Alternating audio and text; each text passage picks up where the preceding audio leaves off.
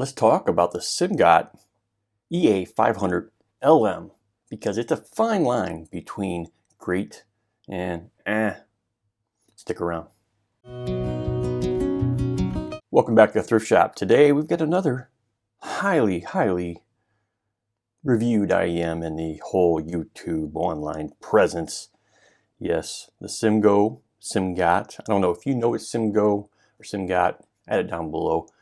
Not entirely sure. This is the second IEM. I actually got one of their entry-level IEMs. Don't even remember the name, but it was one of the entry levels. It was meh. It was okay. It was definitely worth the 25-30 bucks, whatever it is.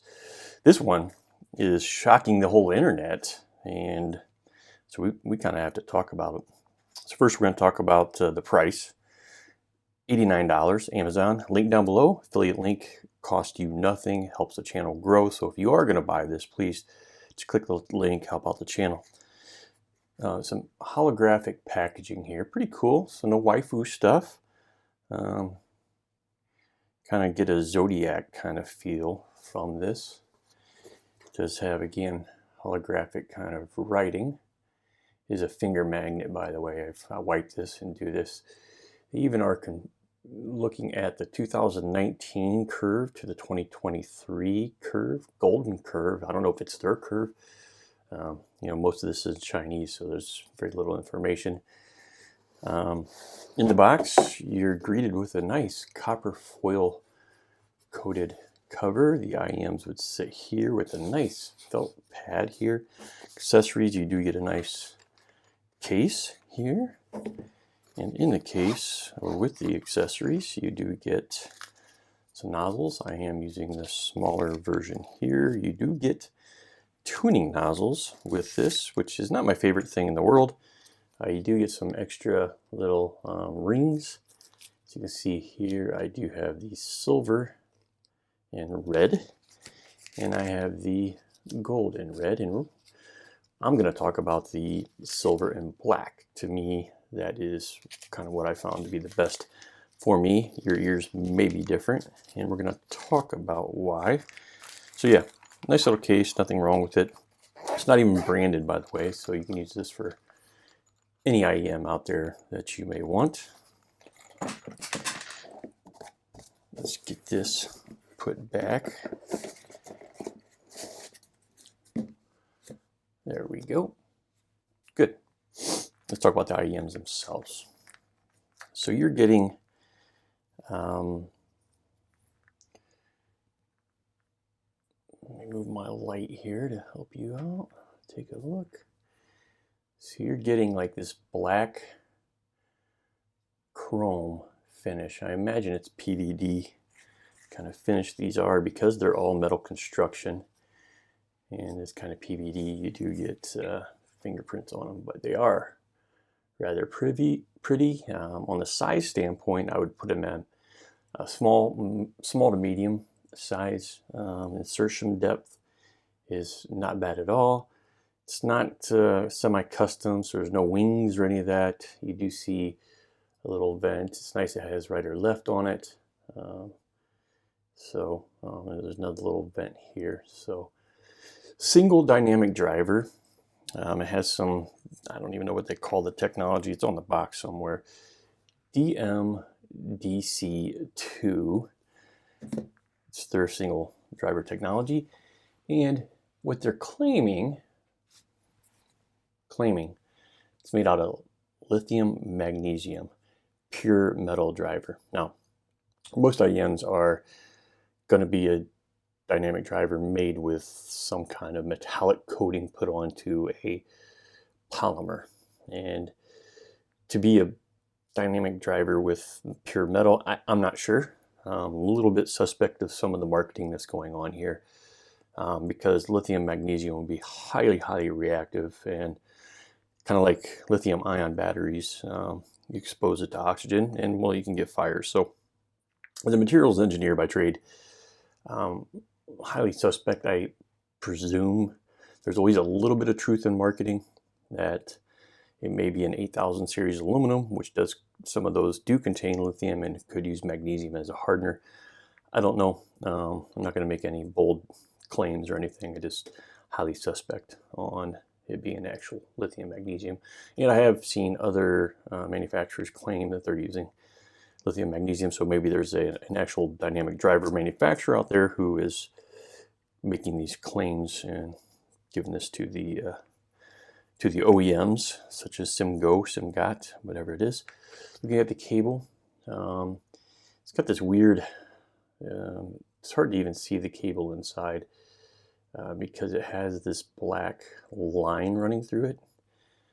It's really hard to see. It's not the softest or smoothest. There's nothing wrong with it. You can see it lays down quite nice. It's a little bit stiff, just a little bit tacky, I guess, to describe it. It is a 2-wire weave here. Nothing wrong for $89. You actually get, feels like a metal end here. Quite nice. So, most importantly, when talking about an IEM, we got to figure out how it sounds. Now, as obviously, even my channel, I've been reviewing IEMs because they're popping out of the woodwork and they are amazingly good. Example, awful Magic One single BA driver, $140, something like that, for $120 on sale. You have the Nova, which I've fell in love with, Truth Ear Nova, with the hybrid setup. So the performance on $150 is astounding. The step up in the Simgot line is the EA5000, and I think that's like $200 or $220, somewhere right around there. So this is quite a bit cheaper, and while I don't have the EA1000, I probably wouldn't spend that much money for this brand, not yet, maybe in another year or two.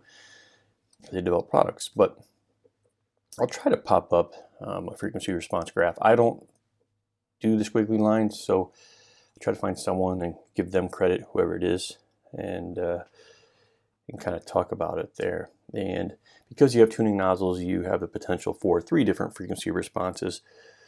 Mostly only in the treble you're going to see differences with the tuning nozzles. What I can tell you is that I initially started all my reviews with the equipment you see here, the Ship Bifrost 264, the i5 Pro iCan, and my Detafrips Aries 2 here. And putting these on, I really did not like the sound at all. And that's why I say it's a fine line between great and meh, just okay, acceptable. The equipment here, it's not that this is bad equipment, it's that the flavor of the shit it's a fun, exciting sound. It may be giving you a little more mid-bass and, a little bit more treble than a neutral flat kind of topping product. In conjunction with the i5, which I kind of feel is somewhat neutral-ish, it's giving its own flavor of, frequency response. And even though I've turned off all the X-bass and everything else that I can do and tweak with this unit, it was just muddying up this IEM. Everything from about wherever the frequency response starts to rise, I'm trying to read around 600 hertz. The frequency response starts to rise gradually up to the mid bass and then into the sub bass, bass and sub bass. And it was just adding so much that there was so much congestion in under 800 hertz that it blew away the whole frequency response. Everything I was hearing was muddy, congested. Did not like it. So I had to grab my trusty Hibby R3 Pro Saber because I don't at this time have a review sample of a topping DAC or something that I would call reference or neutral.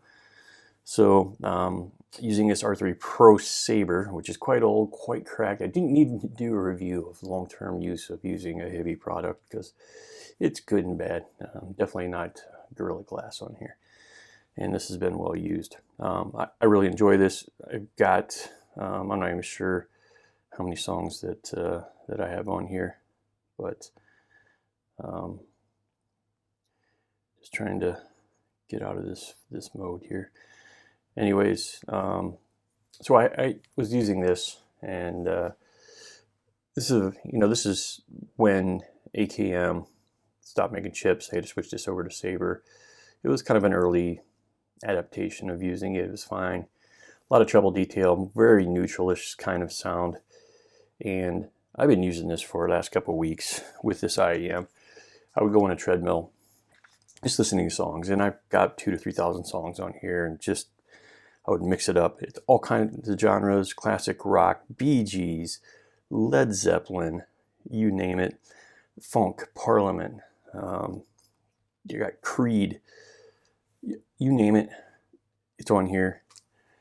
And just, it was on random playlists, so it would just play over and over, randomly, whatever I put in, and I fell in love.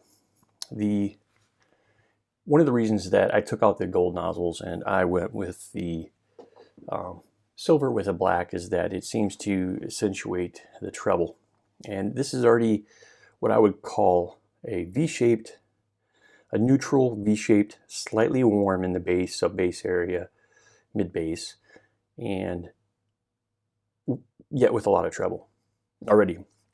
The gold tips bring that down, and the black tip brings that up. For me, and this source that I'm using, it really gave it a lot of air. And there's a dip around 3,500 hertz. So it peaks up, peak again, comes down, and it really helps give this airiness to it. Your ears may be different, but for me, the way that the treble hits, the peaks and drops within the frequency response really helps to give this air, separation, detail, especially in cymbals. I mean, the Creed album, I think it was Human Clay, with this. I mean, the mid-bass hits were, first and foremost, hard hitting. I love rock metal. It's just visceral. I mean, what you're hearing, this is fun, right? So if you go with the Moondrop kind of neutralist sounds, so Blessing 3, the mid-bass, all that's kind of pushed back. I wouldn't call it a relaxed sound.